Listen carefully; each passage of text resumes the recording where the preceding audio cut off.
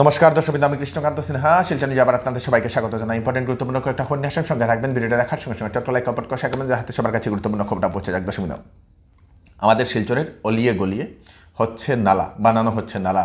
শিলচরের অলিয়ে গলিয়ে বিভিন্ন জায়গাতে বানানো হচ্ছে নালা। কারণ হচ্ছে বৃষ্টির আগে যাহাতে শহরের জল নিষ্কাশনের ব্যবস্থা করা হয়, তার জন্য আমাদের শিলচরের মাননীয় বিধায়ক শ্রী দীপায়ন চক্রবর্তী মহোদয় প্রতিদিনই প্রতিটা জায়গাতে যেখানে নালা বানানো হচ্ছে সেখানে গিয়ে উনি ইন্সপেকশন করছেন, কাজগুলো সঠিকভাবে হচ্ছে কি না, সেটার মান উন্নতভাবে করা হচ্ছে কি না, ভালোভাবে বানানো হচ্ছে কি না, সেই সব কিছু দেখছেন নিজেই শ্রী দীপায়ন চক্রবর্তী মহোদয়, আমাদের মাননীয় বিধায়ক। দর্শক, আশা রাখছি এইবার বৃষ্টির সিজনে আমাদের এদিকে সেই জল আর জমা হবে না। যেভাবে নালা বানানো হচ্ছে সেইভাবে আমরা আশা করছি যে আগামীতে আমরা এইবার বৃষ্টির সিজনে আমরা জল পাবো না। দর্শক, ভারতীয় সেনাতে 100টা রোবোটিক ডগ মানে রোবট কুকুর নিয়ে আসা হয়েছে ভারতীয় সেনাতে। দর্শক, কারণ হচ্ছে বিভিন্ন জিনিসপত্র আদান প্রদান করা বা বিভিন্ন কাজে লাগানো হবে সেই রোবোটিক ডগগুলো, কুকুরগুলো, এবং সেটার প্রদর্শনীও করা হয়েছে। দর্শক, সেটা জানা গেছে। এবং আপনাদের সবাইকে মকর সংক্রান্তির প্রীতীয় শুভেচ্ছা, মাঘ বিহুর প্রীতীয় শুভেচ্ছা। মুখ্যমন্ত্রীও জানিয়েছেন, আসামের আর সমস্ত জনগণকে প্রীতীয় শুভেচ্ছা জানিয়েছেন। দর্শক, ব্যাংক অফ বরোদা রিক্রুটমেন্ট 1266টা স্পেশালিস্ট অফিসারের post, qualification graduate, post graduate, BTech, BE, bachelor in architect, বয়স 24 থেকে 42 বছরের, বিভিন্ন অনেকটাতে 47 বছর অবধি আছে, অনেকটাতে 32 বছর এরকমই আছে, 40 বছর, 38 বছর, 32 বছর এরকম। দর্শক, তো আপনারা সেই অ্যাডভার্টাইজমেন্টটা দেখে নেবেন www.bankofbaroda.in। 1267টা স্পেশালিস্ট অফিসারের পোস্ট সেটা সেই অ্যাডভার্টাইজ করা হচ্ছে, আপনারা আবেদন করতে পারেন।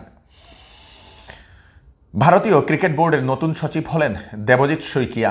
উনি আসামের একজন ব্যক্তি এবং সবাই গর্ব অনুভব করছেন সেই বিসিসিআই এর নতুন সেক্রেটারি হওয়ার কারণে। দর্শক, আসামের মাননীয় মুখ্যমন্ত্রী ডক্টর হিমন্ত বিশ্ব শর্মা মহোদয় তার জন্য অভিনন্দন জ্ঞাপন করেছেন।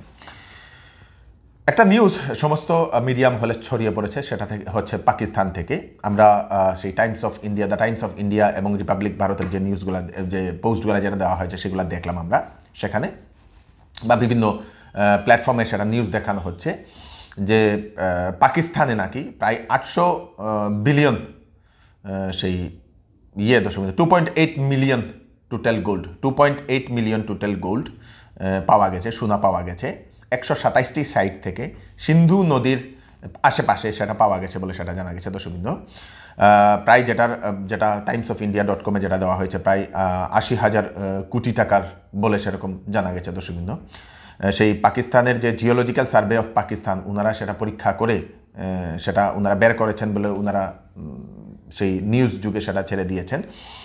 এবং তার জন্য অনেক নিউজ মহলে অনেকেরই এরকমও প্রশ্ন করছেন কি সত্যিকারে সেটা হচ্ছে কি না, বলে অনেকেরই এরকম প্রশ্ন করছেন। দর্শক, পাকিস্তানের বেকারত্বের সংখ্যা বাংলাদেশ এবং ভারত চেয়ে অনেক বেশি, ভারত থেকে তো অনেক বেশি, কিন্তু বাংলাদেশ থেকেও বেশি। এবং এই সোনা যদি সত্যিকারে যদি আবিষ্কার করা হয় তাহলে কিন্তু পাকিস্তানের বেকারত্বের সমস্যা দূরীকরণের অনেক সাহায্য হবে বলে এরকম অনুমান করা হচ্ছে। এবং যেটা জানা গেছে প্রায় 32 কিলোমিটার জায়গা নাকি এরকম সোনার খনি পাওয়া গেছে বলে এরকম বিভিন্ন আমাদের যে ভারতবর্ষের নিউজ মহল সেইগুলোতে সেটা পোস্ট করা হয়েছে। দর্শক, ইকোনমিক টাইমস থেকে শুরু করে।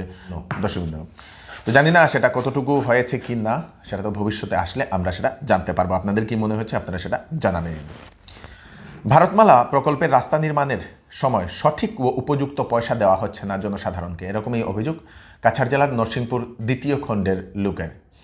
ওনাদের যে প্রাপ্য যে টাকা, সেই টাকাগুলো দেওয়া হচ্ছে না, উপযুক্ত টাকা দেওয়া হচ্ছে না বলে রাস্তার কাজ বন্ধ করে দেওয়া হয়েছে, ব্যারিকেড লাগিয়ে দেওয়া হয়েছে, বাঁশ দিয়ে ব্যারিকেড বানিয়ে লাগিয়ে দেওয়া হয়েছে। এবং সরকারের কাছে ওনারা অনুরোধ করেছেন যে ওনাদের যাহাতে সেই উপযুক্ত যে টাকা প্রাপ্য সেই টাকাটা যাহাতে ওনারা পান, তার জন্য সরকার যাহাতে সঠিক পদক্ষেপ বা প্রশাসন যাহাতে সঠিক পদক্ষেপ নেয়, সেটাই। দর্শক, আপনারা দেখতে পাচ্ছেন এই যে রাস্তা যেটা বনছে, এটা ভারতমালা প্রকল্পের তরফ থেকে অধিগ্রহণ করা হয়েছে।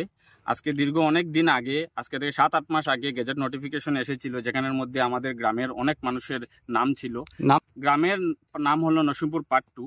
এই যে এরিয়া যেটা নরসিংপুর পার্ট 2 পড়েছে, এখানের মধ্যে অনেকজনের মানুষের এখানের মধ্যে জমি অধিগ্রহণ করা হয়েছে এবং নাম এসেছিল গেজেট নোটিফিকেশনের মধ্যে। আর এবং আমাদেরকে বলা হয়েছিল যে আপনারা কম্পেনসেশন পেয়ে যাবেন এটার পরিবর্তে। তারপরে তারা বললো যে এখানের মধ্যে ধান কাটার জন্য তাড়াতাড়ি 2 দিনের ভিতরে ধান কেটে নিন, কারণ আমরা এখানের মধ্যে রাস্তা বানাবো। তারপরে এখানে ধান টান সব কাটা হলো, কিন্তু তখনও টাকা আসেনি। আমাদের গ্রামের মুষ্টিমেয় 2 থেকে 4 জন মানুষের টাকা পেয়েছে। আর এই আশায় আমরা এতদিন থেকে ছিলাম যে আমরাও এটা টাকাটা পাবো। কতজন আপনারা? আমরা তো এখানের মধ্যে প্রায় অনেকজন আছি, হ্যাঁ, প্রায় না হলেও 15 থেকে 20 জন 25 জন হবে, 50-60 জনের মতো হবে। জমি দিয়েছেন? জমি তারা অধিগ্রহণ করে। জমিটা কত আগে দিয়েছেন? জমিটা তো দেওয়ার প্রায় গেজেট নোটিফিকেশন মধ্যে নাম এসেছে প্রায় 1 বছর হয়ে যায়। ঠিক আছে, 23 অক্টোবর নাকি এটা ছিল 2023, তখন এসেছিল নাম। তো আমরা তো জানি আমরা জমিন দেবো, আমরা এই রাস্তার বিরুদ্ধেও না যে রাস্তা বনবে না, কারণ এখানে যদি রাস্তা বনে আমাদের এই এলাকাও অনেকটা উন্নতিশীল হবে, উন্নতির পথের দিকে অগ্রসর হবে। কিন্তু এখানের মধ্যে এই সব কিছু হওয়ার পরেও আমরা ভাবছি যে না, যা টাকা এসেছে না আসবে, এই প্রতিশ্রুতি দিয়ে প্রশাসনের তরফ থেকে অনেক এডিসি, তারপরে যারা এলএ ডিভিশনের যেসব স্টাফ আছে, পাটোয়ারি আছে, তারা এসেছেন এখানের মধ্যে। আমরা প্রথমে এখানের মধ্যে যখন টাকা পেয়েছিলাম না, তখন এখানের মধ্যে আমরা লাল ফ্ল্যাগ লাগিয়েছিলাম, এই জায়গার মধ্যে লাল ফ্ল্যাগ লাগিয়েছিলাম, এই আশা রেখে যে লাল ফ্ল্যাগ দেখে মেবি হতে পারে প্রশাসনের মানুষজন এসে আমাদের এই বর্তমান কন্ডিশনটা, দুঃখ দুর্দশাটা দেখে তারা আমাদের টাকাটা দিয়ে দেবে, যেটা আমরা যে অধিকার।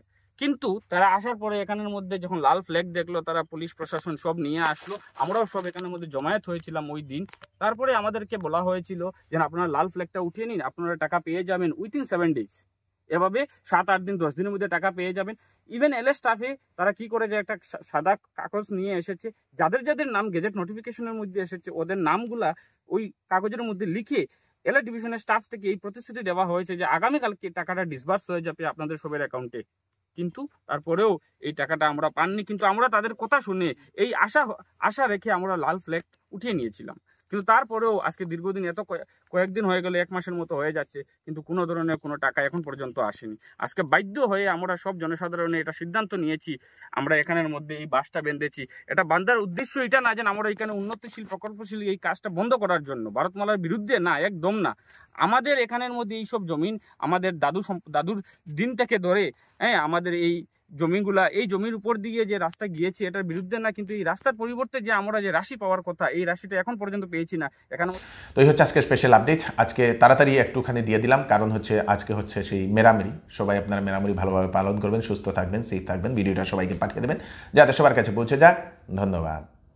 ওয়েডিং সিজন উপলক্ষে শ্যামসুন্দর জুয়েলার্স আপনাদের জন্য নিয়ে এলো HUID সার্টিফাইড হলমার্ক গহনার নিত্য নতুন কালেকশন, এবং সঙ্গে পাচ্ছেন সোনার গহনার মজুরির উপর 40% ছাড় এবং ডায়মন্ডের উপর 15% ছাড়। এছাড়াও এখানে পাবেন পুরাতন সোনার বিনিময়ে নতুন গয়না নেওয়ার সুযোগ। তাড়াতাড়ি চলে আসুন Shyamsundar jewellers, central road, Silchar.